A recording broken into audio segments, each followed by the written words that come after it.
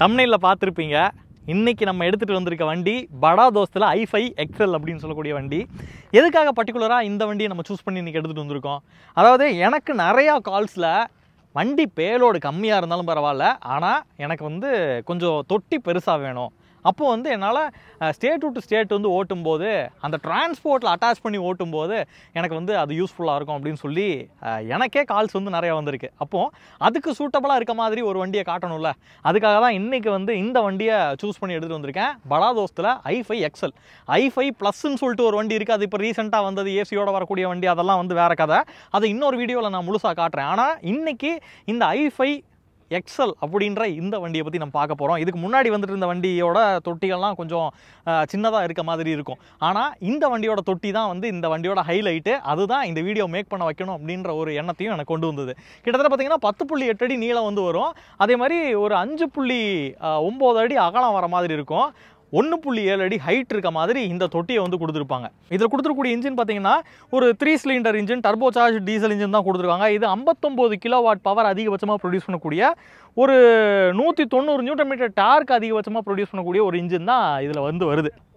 59 kilowatt அப்படின்னா கிட்டத்தட்ட 80 HP power அதிகபட்சமாக ப்ரொடியூஸ் பண்ணக்கூடிய ஒரு இன்ஜின் வந்து இதில் கொடுத்துருக்காங்க. அதே மாதிரி டயர் சைஸ்னா 215 75 615 லைட் ட்ரக் டயர் வந்து கொடுத்துருக்காங்க. டியூப்லெஸ் டயர் தான், ஒரு 8 PR டயர்னு வச்சுக்கோங்களேன். ஒரு 5 போல்ட் வண்டியாக இது இருக்குது. அதே மாதிரி சஸ்பென்ஷனை பற்றி சொல்லணும் அப்படின்னா முன்னாடி வந்து 5-5-10 லீஃப் ஸ்ப்ரிங் வர மாதிரி இருக்கும். பின்னாடி வந்து 8-8-16 பட்டா இருக்க மாதிரி லீஃப் ஸ்ப்ரிங் கொடுத்துருப்பாங்க. ஒரு 50 லிட்டர் டேங்க் வந்து இதில் கொடுத்துருப்பாங்க.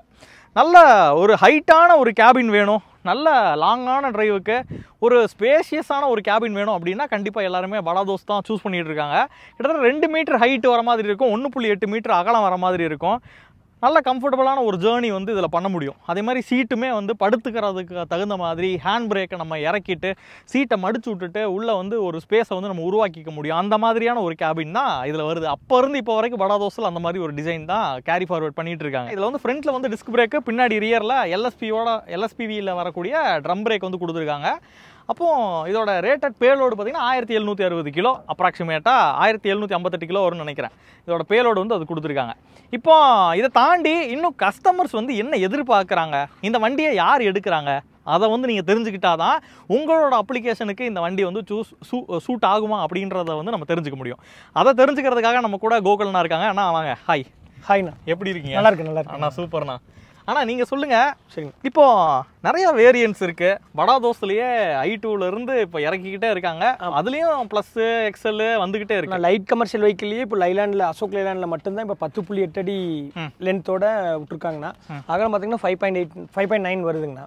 அது எதுக்காக விட்டுருக்காங்கன்னா உங்களுக்கு லைட் லோடோட வந்து உங்களுக்கு பேக்கேஜர்ஸ், மூவர்ஸு, பார்சல் சர்வீஸு அவங்களுக்கான குவான்டிட்டி அதிகமாக இருக்கும், வெயிட் கம்மியாக இருக்கும். அந்த மாதிரி இருக்கவங்க என்னென்னா பாடி கொஞ்சம் அதிகமாக இருந்தால் பரவாயில்ல அப்படிங்கிற மாதிரியும். இந்த டெக்ஸ்டைல்ஸ்காரங்களுக்கும் வந்து பார்த்தீங்கன்னா இந்த பேக்கு, இந்த பீஸு சொல்லுவாங்க, கிளாத் பீஸ்ன்னு சொல்லுவாங்க, அவங்கெல்லாம் வந்து ரொம்ப லென்த்து தான் எதிர்பார்க்குறாங்க. அவங்களுக்காகவே இதெல்லாம் கொண்டு வந்திருக்குங்கண்ணா.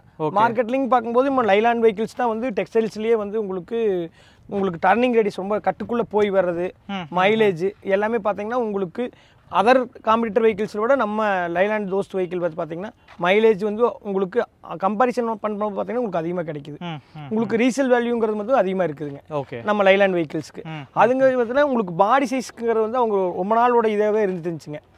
அவங்க என்னன்னா உங்களுக்கு இதோட லென்த்தாக இருந்துச்சுன்னா எங்களுக்கு கொஞ்சம் யூஸ்ஃபாக இருக்கும் அப்படிங்கிறதுக்காகவே ஒரு சர்வே லைலாண்டில் எடுத்து உங்களுக்கு 10.8 நம்மளுது லைட் கமர்ஷியல் வெஹிக்கிள்லேயே வந்து இப்போ இருக்கிறதே நம்ம லைலாண்டில் மட்டும்தான் இருக்குதுங்க லென்த் பாடி. நான் i5 XLங்கிறது பார்த்தீங்கன்னா இயர்லி டேக்ஸ் வெஹிக்கிள்ங்கண்ணா. பெர் இயர் வந்து உங்களுக்கு ஒரு 5800 வந்து பே பண்ணுற மாதிரி இருக்கும். அது i3+ LSங்கிறது வந்து பார்த்தீங்கன்னா உங்களுக்கு லைஃப் டேக்ஸ் வெஹிக்கிள்ங்க. 15 வருஷம் டேக்ஸை நம்ம ஒட்டுக்கா பே பண்ணி கொடுத்துருவோம். அது ஏன் எடுக்கிறோம் அப்படின்னா இது வந்து கரெக்டாகவே நீங்கள் டேக்ஸ் வேறு இயர் வந்து பார்த்தீங்கன்னா உங்களுக்கு டேக்ஸ் பே பண்ணணும். பே பண்ணலைன்னா உங்களுக்கு வந்து பார்த்தீங்கன்னா பெர்மிட் கேன்சல் ஆயிரும். இயர்லி டேக்ஸ் வெஹிக்கிள் வந்து பெர்மிட் கேன்சல் ஆயிரும். கரெக்டாக ஃபாலோ பண்ணி கட்டுற கஸ்டமர் பிரச்சனை இல்லைங்க. அது நம்ம மறந்துட்டோம் அப்படிங்கிற கஸ்டமர் என்னமாங்கன்னா எனக்கு லைஃப் டேக்ஸ் வெஹிக்கிளே கொடுத்துருங்க, நம்ம லோக்கல் தான் ஓட்டுறோம், இந்த கோயம்புத்தூர் சிட்டிக்குள்ளே தான் ஓட்டுறோம் அப்படிங்கிறவங்க லைஃப் டேக்ஸ் வெஹிக்கிள் கேட்பாங்க. இதே சேம் தொட்டி சைஸில் 10.8 தொட்டி சைஸில் i3+ XL எடுத்தோம்னா உங்களுக்கு பார்த்தீங்கன்னா லைஃப் டேக்ஸ் வெஹிக்கிள் லைஃப் டேக்ஸ்க்குள்ள 15 இயர் டேக்ஸோட வந்துருங்க. அதே உங்களுக்கு எனக்கு வந்து அதர் ஸ்டேட் போகிறோம், எனக்கு பாசிங் வந்து 1500க்கு மேலே வேணும் அப்படிங்கிறவங்க வந்து 1760 இந்த வண்டி எடுத்துக்கலாங்க. அப்போ அதர் ஸ்டேட்டுக்கு வந்து இந்த இயர்லி டேக்ஸ் எடுத்தால் தான் நல்லதா? ஆமாங்கண்ணா, நல்லது. ஏங்கன்னா உங்களுக்கு வந்துங்கன்னா உங்களுக்கு ஒரு 1700 கிலோ போடுற லோடு பார்த்தீங்கன்னா உங்களுக்கு அதர் ஸ்டேட் போகும்போது பார்த்தீங்கன்னா பாசிங் வெயிட்டுக்கு உங்களுக்கு ஆடியோ வந்து நிறைய பக்கம் நிற்கிறாங்க. ஓகே, கஸ்டமர் வந்து ரொம்ப நிறையா வந்து உங்களுக்கு ஃபைன் பே பண்ண வேண்டியதாக இருக்குதுங்க. அதுங்க பட்சத்தில் உங்களுக்கு லைஃப் டேக்ஸ் வண்டிங்கும் போது பார்த்தீங்கன்னா பாசிங் வெயிட் வந்தீங்கன்னா உங்களுக்கு 390 தான் வருது. ஓகே, 1390 kg தான் வருதுங்க. அதர் ஸ்டேட் போகிற வெஹிக்கிள் பார்த்தீங்கன்னா இது 1760 வருதுங்கிறனால அவங்க 1700 கிலோ வரைக்கும் லோடு ஏற்றிட்டு போய்க்கலாம். ஓகே, அதுக்காக வந்து விரும்பி எடுக்கிறாங்க வந்து அதர் ஸ்டேட் போகிற வெஹிக்கிள் வந்து i5 எடுக்கிறாங்க. Yearly tax vehicle passing weight அதிகம், தொட்டி சைஸ் அதிகம். நம்ம லைட் கமர்ஷியல் வெஹிக்கிள் இது எல்லாமே விரும்பி எடுக்கிறாங்க அதர் ஸ்டேட் போகிறவங்க. லோக்கல் எடுக்கிறவங்க i3+ XL கேட்குறாங்க, அவங்களுக்கு தொட்டி சைஸ் மட்டும் வேணும் அப்படிங்கிறதுக்காக. i3+லையும் சரிங்க, i5லையும் சரிங்க. LSன்னு இருந்துச்சுன்னா நார்மல் ஏசி வராதுங்க, ஏர் ப்ளோயர் மட்டும் i5ல வரும், i3+ல ஏர் ப்ளோயரும் வராது. அதே வந்து LX எடுத்தீங்கன்னா ரெண்டுலேயுமே ஏசி வந்துடும். ஓகே, ஏசி வந்துடும். அதான் இந்த LS LX அப்படிங்கிறது வந்து பார்த்தீங்கன்னா பவர் ஸ்டேரிங். LSனா LXனா பவர் ஸ்டேரிங் ப்ளஸ் ஏசி. இப்போ இது ரெண்டுத்துக்கும் உள்ள வித்தியாசம் வந்து எவ்வளோ வருது? அதாவது ஏசியோட ஒரு வண்டி வாங்குறோம் அப்படிங்கும்போது எவ்வளோ அதிகம்? 25,000 மட்டும் மாறுங்கண்ணா, 25,000 மட்டும்தான் மாறுங்க. உங்களுக்கு இந்த வண்டி எடுக்கிறேன், எனக்கு ஏசி வேணும், நான் ரொம்ப லாங் போகிறேன் அப்படிங்கிறவங்க வந்து என்னென்னா எனக்கு ஏசியோட கொடுத்துருங்க, ஓனர் கம் டிரைவர் தான். ஏன்னா அதர்வைஸ் வந்து நான் அதை வந்து ஏசி வேணுங்கிறப்ப மட்டும்தான் போடுவேன். டிரைவர்னா வந்து என்னென்னா ஓனர்ஸ் எடுக்கிறதுக்கு பயப்படுவாங்க. எனி டைம் ஏசி போட்டுருவாங்க, மைலேஜ் ட்ராப் ஆகணும். மைலேஜும் பெரிய வித்தியாசம் இருக்கு இல்லைங்கண்ணா. ஒரு இப்போ 12 to 14 கிடைக்குது அப்படின்னா ஏசி போட்டிங்கன்னா உங்களுக்கு 11 to 13 கிடைக்கும் மைலேஜ், அவ்வளோதாங்க. பெரிய வித்தியாசம் வராதுங்கண்ணா ஏசியில். ஆனால் இப்போ இந்த வண்டி வந்து இப்போ ரீசெண்டாக அறிமுகப்படுத்தினதுன்னு தெரியும். அப்போ 28% ஜிஎஸ்டியாக இருக்கும்போது இது அறிமுகப்படுத்தினாங்களா இல்லை 18% மாறினதுக்கப்புறம் அறிமுகப்படுத்தினாங்களா? 28%லேயே வந்துருச்சுங்கண்ணா. அப்போ பார்த்தீங்கன்னா உங்களுக்கு 12 lakhs இருந்துச்சுங்க. 12 லட்சம். ஆமாங்கண்ணா, லைஃப் டேக்ஸ். அதே இயர்லி டேக்ஸ் வந்தீங்கன்னா 11 லட்சம் இருந்துச்சுங்க i5 XL வந்து. இப்போ வந்து பார்த்தீங்கன்னா உங்களுக்கு 10,98,000 ரூபாய்க்கு வந்துருச்சுங்க i5 XL. ஓகே, அதுலேருந்து உங்களுக்கு டிஸ்கவுண்ட் ஒரு 40,000 ரூபாய் இருக்குதுங்கண்ணா, அது பண்ணி கொடுத்துடலாங்க. 10,98னா 40,000 போதும், 10,58க்கு 50-58 வரைக்கும் பண்ணி கொடுத்துருவோம். ஓகே, ஓகேண்ணா. அப்போ இந்த வண்டி வந்து இது வரைக்கும் எடுத்திருப்பாங்கல்ல, அவங்களோட ஃபீட்பேக் வந்து எப்படி இருக்குண்ணா இந்த வண்டி? ஃபீட்பேக்குங்கிறது வந்து பார்த்தீங்கன்னா ரொம்பவே நல்லா இருக்கு. எங்களுக்கு இந்த பாடிக்காக தான் நாங்கள் இவ்வளோ நாள் வெயிட் பண்ணிட்டே இருந்தோம். இவ்வளோ நாள் பார்த்தீங்கன்னா 9.8 வந்து நாங்கள் டோரை போட்டு 10 அடி அப்படி போட்டு ஓட்டிட்டு இருந்தோம். இப்போ தொட்டியே வந்ததுனால எங்களுக்கு சிரமம் இல்லை, பாடிக்குள்ளேயே வந்து லோடு எனக்கு கரெக்டாக போயிடுது, மேலே மேலேயும் அடுக்க வேண்டியது இல்லை. புரியுது. அப்படிங்கிற மாதிரி நல்லா ஒரு பாசிட்டிவான இதுதான் வந்துட்டு இருக்குதுங்கண்ணா. ஆனால் இப்போ வீல் பேஸில் வந்து எதுவும் சேஞ்சஸ் வந்து நடந்திருக்கா? ஏன்னா இப்போ தொட்டி நீளம் வந்து வந்திருக்குல்ல, அப்போ வந்து எவ்வளோ வீல் பேஸ் என்ன? ஆமாங்கண்ணா, அதாவது வந்து வீல் பேஸ் பார்த்தீங்கன்னா ஃபஸ்ட்டு பார்த்தீங்கன்னா உங்களுக்கு i5 பழைய மாடல் i5 பார்த்தீங்கன்னா 6 அடி தான் வீல் பேஸ் இருக்கும். இப்போ 7 அடி பண்ணியிருக்காங்க. 1 அடி எக்ஸ்டெண்ட் பண்ணதுனால நம்மளுக்கு தொட்டியும் வந்து 1 அடி எக்ஸ்ட்ரா ஆயிருக்குங்க. உங்களுக்கு தொட்டி எக்ஸ்ட்ரா ஆயிருக்குங்க. அது இல்லாமல் டயர் சைஸ் வந்து முதல்ல இருந்த வந்து i5 i3+ல வந்து உங்களுக்கு டியூப் டயர் தான் இருந்துச்சு. இப்போ டியூப்லெஸ் டயர் திக்னஸ் சிறுசு பண்ணிட்டாங்க. டர்னிங் ரேடியஸ் கம்மியாக இருக்குங்க. அதுக்காக டயர் சைஸ் வந்து உங்களுக்கு கம்மி பண்ணிட்டாங்க. 215க்கு 15 டயர் சைஸ். முதல்ல வந்து 7.15 இருந்துச்சுங்க, 7க்கு 15 இருந்துச்சுங்க. இப்போ 215க்கு 15 பண்ணிட்டாங்க. அப்புறம் இது பாசிங்னு பார்த்தீங்கன்னா 1750 கிலோ வருதுங்கண்ணா உங்களுக்கு. ஆனால் இப்போ மார்க்கெட்ல நம்ம பார்க்க வரைக்கும் பார்த்தீங்கன்னா எல்லாமே அதுக்கு மேலே தான் போட்டிருக்காங்க. ஒரு மேக்ஸிமமே வந்து உங்களுக்கு ஒரு 3 டன் 4 டன் வரைக்குமே போட்டு ஓட்டிட்டு இருக்கிறத பார்க்க முடியுதுங்க நம்ம. ஓகே, ஓகேங்கண்ணா. இப்போ வாரண்டி பொறுத்த வரைக்கும் எவ்வளோ வாரண்டி? வாரண்டியுமே வந்து பார்த்தீங்கன்னா உங்களுக்கு அதர் காம்படிட்டர் வெஹிக்கிள்ஸ் விட நம்ம லைலாண்ட் வெஹிக்கிள்ஸ்க்கு தான் அதிகம். ஏன்னா பார்த்தீங்கன்னா உங்களுக்கு 5 வருஷம் 2 லட்சம் கிலோமீட்டர் வாரண்டி கொடுக்குறோம். இன்ஜின், கிரவுண்ட், கியர் பாக்ஸ் வந்துடும். கிளச்சுக்கு மட்டும் வாரண்டி இதாகாதுங்கண்ணா. ஓகே, ஏன்னா அது டிரைவர்ஸ் பொறுத்து கிளச் யூஸ் பொறுத்து மாறும். ஆமாங்க. ஆனால் இப்போ சொல்லுங்கள், இந்த வண்டியோட காஸ்ட் என்னவா இருக்குது? அதே மாதிரி இதுக்கு எவ்வளோ டவுன் பேமெண்ட் பண்ண வேண்டி இருக்கும்? ஆனால் என்ன ப்ரூஃப் கேட்பீங்க அதை சொல்லுங்கள். ஆனால் பேன், ஆதார், லைசன்ஸுங்க, ஓனோஸ் இருந்தாலும் இல்லாட்டியும் பண்ணிக்கலாங்க. அதுக்கு அந்த மாதிரி உங்களுக்கு இனிஷியல் பேமெண்ட் மட்டும் அதிகமாகும். ஓனோஸ் இல்லைங்கும் போது பார்த்தீங்கன்னா உங்களுக்கு ஒரு 50,000 ஒரு 70,000 ரூபாய் கட்டுற மாதிரி வருங்க. ஓனோஸ் இருக்கு அப்படிங்க பார்த்தீங்கன்னா உங்களுக்கு ஒரு 20,000 ரூபாய் கட்டினாலே போதுங்க. 20,000 பண்ண முடியும், பண்ணிக்கலாங்க. இனிஷியல் பேமெண்ட் பண்ணிக்கலாங்க. லோன் பண்ணி கொடுக்குறாங்கன்னா வரும், ஆன் ரோட் ஃபண்டிங் பண்ணி கொடுக்குறாங்க. உங்களுக்கு ஓனோஸ் இருக்கு இல்லைங்கிறது உங்களோட டவுன் பேமெண்ட்டை பொறுத்து. நீங்கள் டவுன் பேமெண்ட் கட்டுறேன் அப்படிங்கும் போது ஓனோஸ் ப்ரூஃபே எடுக்காமே பண்ணிக்கலாங்க. உங்களுக்கு ஒன்றும் பிரச்சனை இல்லைங்கண்ணா. இப்போ இஎம்ஐ பார்த்தீங்கன்னா உங்களுக்கு ஒரு 23,000 வருங்க.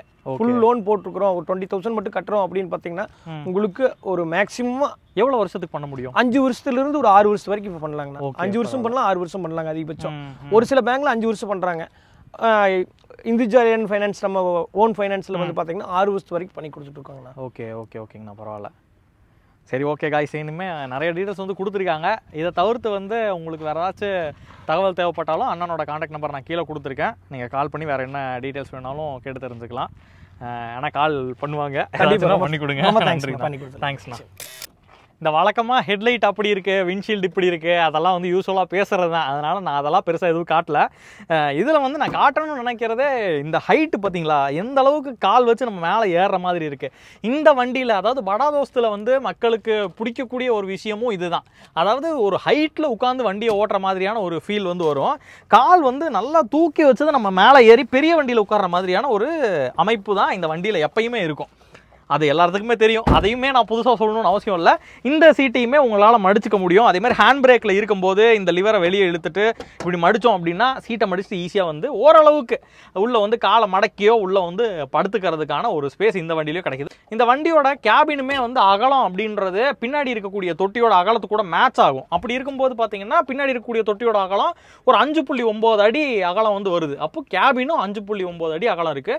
ஒரு 5.5 அடி 6 அடி அப்படியெல்லாம் இருக்கும்போது ஓரளவுக்கு காலை மடக்கி உள்ள படுக்கிறதுக்கான ஒரு ஸ்பேசிங் வந்து இந்த வண்டியில் கிடைக்குது. இது வந்து ஒரு எல்எஸ் வேரியண்ட்டாக இருக்கிறதுனால உங்களுக்கு ப்ளோவர் ஆப்ஷன் மட்டும் இதில் கொடுத்துருக்கிறத பார்க்கலாம். ஆனால் ஒரு ஸ்லீக்காக, ஒரு பிளைனாக, ஒரு நீட்டான ஒரு டிசைனில் இந்த வண்டியை வந்து கொடுத்துருக்காங்க. இங்கே பார்த்தீங்கன்னா உங்களுக்கு ஒரு க்ளவ் பாக்ஸு, இதுதான் க்ளவ் பாக்ஸோட ஸ்பேஸு. இதை நீங்கள் பார்த்துக்கோங்க. இங்கே வந்து ஃபஸ்ட் எய்டு கிட் அப்படின்னு சொல்லிட்டு இதில் ஒரு கிட் வந்து உள்ளே வச்சுருக்காங்க. இதுவும் வந்து ஒரு க்ளவ் பாக்ஸ் தான். ஒரு டுவல் க்ளவ் பாக்ஸ் வந்து இதில் வருது. 4 ப்ளோவரோட வெண்ட் இருக்கிறத பார்க்க முடியும். மியூசிக் சிஸ்டம் போடுறதுக்கான ப்ரொவிஷன் இதில் கொடுத்துருக்காங்க. இதெல்லாம் டம்மி சுவிட்சு. இது பார்க்கிங் லைட்டு, பார்க்கிங் பிரேக் வந்து போட்டோம் அப்படின்னா இதில் வந்து லைட் எரியற மாதிரி இருக்கும். அது வந்து நீங்கள் பார்க்கலாம். சாவியை போட்டோம் அப்படின்னா இங்கே ரெட் கலரில் தெரியுது பார்த்தீங்களா, பார்க்கிங் லைட் இருக்குது, பார்க்கிங் பிரேக் இருக்குது இல்லை அப்படின்றது. ஏன்னா சமயத்தில் பார்த்தீங்கன்னா இது இழுத்து இப்படி நம்ம வெளியே வந்து விட்டுருப்போம். அப்போ வந்து நம்ம யூஸ்வலாக பார்க்கும்போது என்ன நினைப்போம், பிரேக் வந்து போட்டிருக்காது அப்படின்னு நினைப்போம். பிரேக் வந்து இல்லை, ஹேண்ட் பிரேக்கில் இல்லை அப்படின்னு சொல்லிட்டு எடுத்து அமுத்த ஆரம்பிச்சிருவோம். அது வந்து கிளியராக தெரியணுன்றதுக்காக தான் இந்த இடத்துல ஒரு லைட் இண்டிகேஷன் இதில் கொடுத்துருக்காங்க. மற்றபடி பார்த்தீங்கன்னா கியர் பாக்ஸை பொறுத்த வரைக்கும் ஒரு 5 ஃபார்வர்டு 1 ரிவர்ஸ் இருக்க மாதிரி ஒரு டேஷ்போர்ட் மவுண்டட் கியர் தான் வந்து வருது. சிம்பிளாக வந்து கியரை வந்து ஷிஃப்ட் பண்ணிக்க முடியும். அது போக இங்கே 12 வோல்ட் டிசி போர்ட் வந்து இதில் கொடுத்துருப்பாங்க. அடாப்டர் போட்டு தான் நீங்கள் வந்து சார்ஜ் போடுற மாதிரி இருக்கும். இதில் வந்து டேரெக்டாக டைப் சியோ டைப் பியோ இல்லைனா வந்து ஒரு யூஎஸ்பி போர்ட்டோ இதில் தரல. மற்றபடி பார்த்தீங்க அப்படின்னா இது வந்து ஒரு பவர் ஸ்டீரிங் தான் வந்து இதில் கொடுத்துருக்காங்க. நம்ம ஸ்டார்ட் பண்ணி பார்ப்போம் எப்படி இருக்குன்னு. இந்த ப்ளோவர் ஓடுது பார்த்தீங்களா, இந்த ப்ளோவரோட சுவிட்சு இந்த ரைட் சைடில் வந்து கொடுத்துருப்பாங்க. டிரைவர் ஸ்டீரிங்க்கு ரைட் சைடில் பக்கத்துலேயே வந்து ஹெட்லைட் லெவலர் ரோலர் வந்து அதில் ரைட் சைடில் இருக்கும். இந்த 2 கண்ட்ரோல் தான் ரைட் சைடில் வந்து கொடுத்துருக்காங்க. இப்போதைக்கு நமக்கு ஸ்பீடு வந்து தேவையில்லை. இப்போ வாங்க ஜஸ்ட் அப்படியே ஒரு ரவுண்டு வந்து போய் பார்ப்போம் எப்படி இருக்குது அப்படின்றது.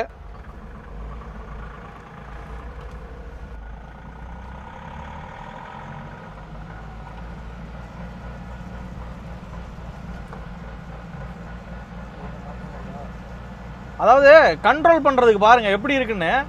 நான் எடுக்கிறேன், ஃபஸ்ட் இதுலேயே எடுக்கிறேன், மூவ் பண்ணுறேன் அப்படிங்கும்போது ஓரளவுக்கு நல்லா கண்ட்ரோல் பண்ண முடியும். ஸ்டீரிங் கண்ட்ரோல்ன்றது நல்லா இருக்குது பார்த்தீங்களா.